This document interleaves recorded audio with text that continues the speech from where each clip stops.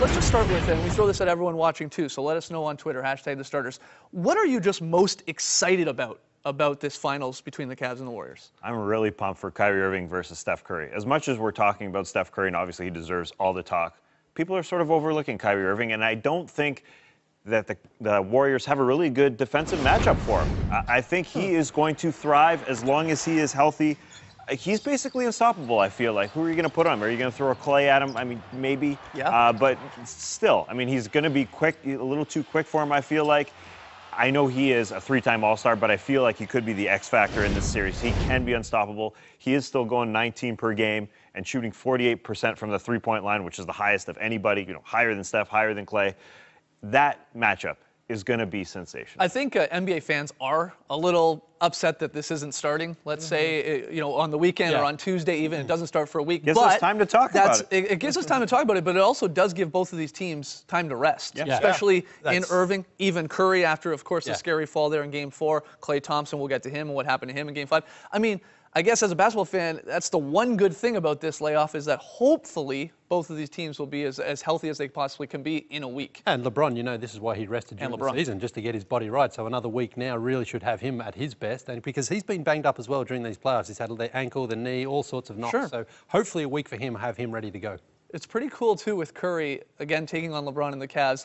He's running the All-NBA gauntlet here, Tass. I mean, he's taken on Anthony Davis in the first round, Marc Gasol with the Grizzlies in the second round, James Harden, of course, in the Western Conference Finals, and now LeBron in the finals. Those four guys, along with him, the members of the All-NBA first team. This has never happened before in the same postseason. So basically, whoever wins the series gets to be the captain of that team, I assume? I guess so, That's a pretty nice honor to achieve. No, absolutely. So Irving Curry, that is a great matchup that we're all anticipating. What about, who do we want to go with now? Let's go with you, Lee. Yeah. What are you most excited about in this series? We know Steph and LeBron are going to be the two most important players for their team, but I'm actually looking for the battle of the Thompsons. Not that they're going to face up against each other, Tristan and Clay, but the impact that they're going to have on their respective teams, because they're both very, very skilled at one particular aspect of their game. We know that Tristan Thompson, particularly on offense on the rebounds, he has given Cleveland so many second chance opportunities, and we know that he hasn't got much of a game, but we know that LeBron looks for him to go for those little floaters, and Matthew Dellavedova's been working that alley-oop with him really well as well in the playoffs. Sure. But Klay Thompson is very important, obviously, for the Golden State Warriors, because I feel that even though he's a much improved player, he was an all-star this season, he's still likely to go 0 for 6 from downtown as he is to go 6 for 6 from downtown.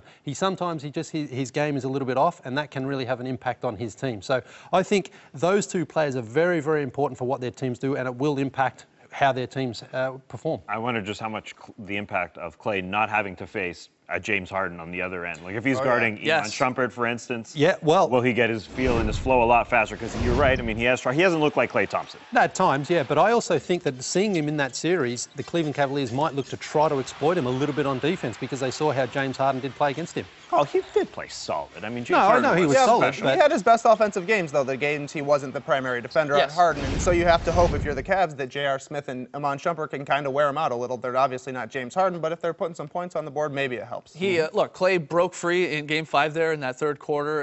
A scary situation with Clay, though, too, taking the tiger knee from Trevor Ariza, Mortal Kombat-like move here. Catching him right there in the ear, required stitches. We saw it was bleeding. There was a bit of confusion to whether, they were calling it a concussion, and then was he going to do the protocol and do all the, go through all the protocol things that you have to do when you have one in the back. A lot of confusion in terms of the broadcast and whether or not he did.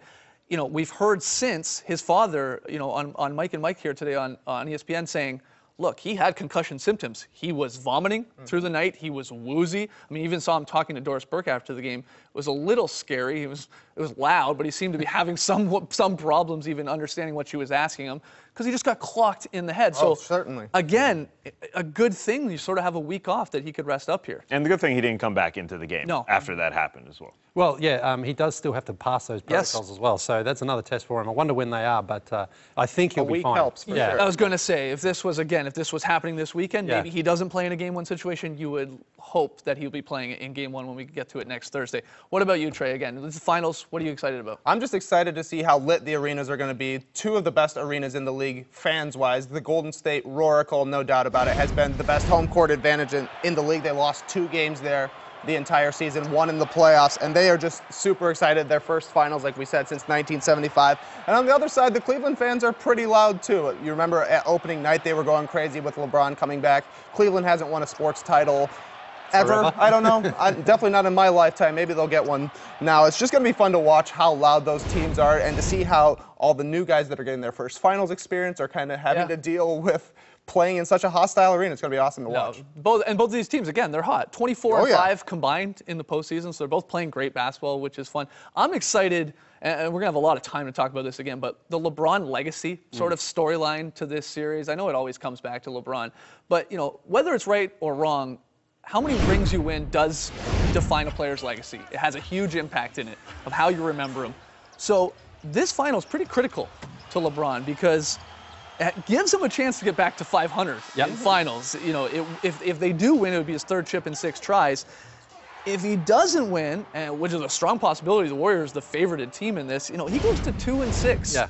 You know, and when we get into it, you start comparing LeBron to your Jordans and your Kobes. Those guys a much better success rate. Even Magic Johnson in the end, 5 for 9, I think it was. Yeah, that's right. He lost 4, but he won 5. Exactly.